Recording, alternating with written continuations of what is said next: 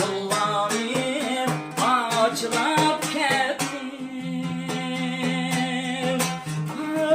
açılıp kettim. Ey hayat fikrimle açılıp kettim. Sen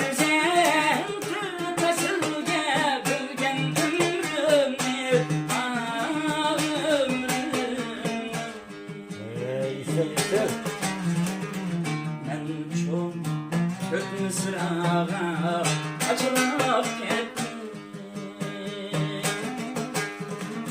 Sen köpesilge bölgen ömrümü, ömrümü.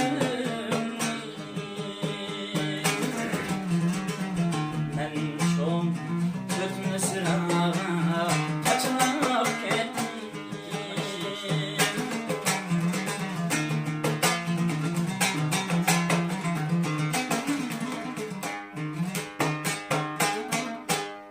Şad yaşa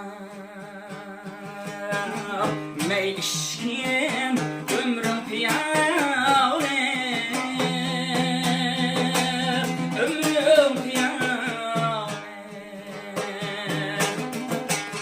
Bir kadire tükürsün yer gibi olsa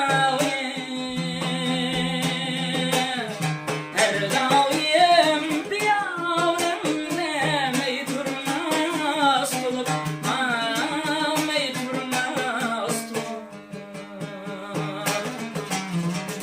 Sonunda bir günü çekizlik name.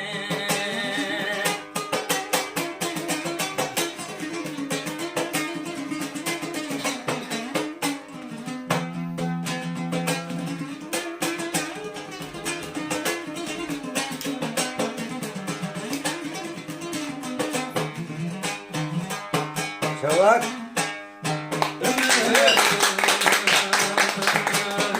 Yollarım açılıp kettim, açılıp kettim. Ey hayat fikrimle açılıp kettim. Sen üzen köpesilge bölgen ömrümü, ömrümü. Ben çok kötü sırağa açılıp kettim. Sen üzen köpesilge bölgen ömrümü, ömrümü.